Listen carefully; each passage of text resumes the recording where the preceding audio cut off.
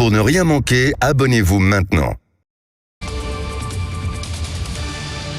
Tout compte fait, Éric Revel. Bonjour Éric. Bonjour Patrick, bonjour à tous. On en parlait vendredi. La note financière de la France, finalement, n'a pas été dégradée par Standard & Poor's.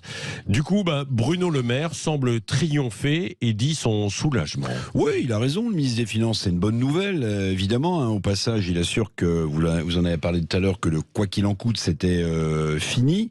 Mais on peut remarquer quand même que, passé la décision de l'agence de notation américaine, Standard & Poor's, de ne pas dégrader donc notre note, Bruno Le Maire, lui, repart dans des promesses aléatoires et floues. Comment réduire notre déficit budgétaire abyssal sans réduire les dépenses?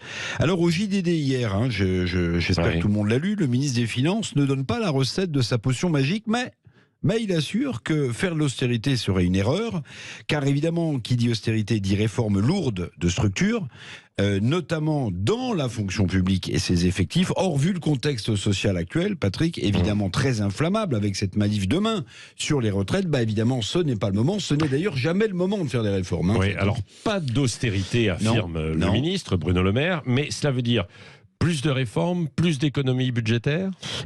Si Bruno Le Maire repousse l'idée d'austérité, c'est son droit, parce que austérité, le mot fait évidemment très très peur. C'est donc qui va stopper ou geler les réformes. Or, pardon, mais c'est préciséement en plaidant la poursuite des réformes, en les approfondissant, que la France a obtenu la mensuétude provisoire de Standard & Poor's. C'est parce qu'on a expliqué à Standard & Poor's qu'on allait continuer à réformer, à faire des économies, que Standard & Poor's n'a pas dégradé notre note. Donc c'est quand même un comble. Alors j'espère que cette sortie de Bruno Le Maire ne sonnera pas comme une sorte de provocation aux oreilles des agences de notation financière, qui seront d'ailleurs plusieurs en septembre prochain, faut pas l'oublier. Et oui, à se pencher de nouveau sur la situation budgétaire et financière française. Peu d'économies budgétaires annoncées, mais quand même des nouvelles dépenses. Les fameuses 2 milliards d'euros de réduction d'impôts pour les classes moyennes. Comment on va les financer? Là aussi, on attend la potion magique de Bercy. La rigueur budgétaire, c'est du passé alors? Vous en souvenez peut-être, c'était un des thèmes centraux, longtemps cheval de bataille politique de la droite, à laquelle d'ailleurs appartenait Bruno Le Maire.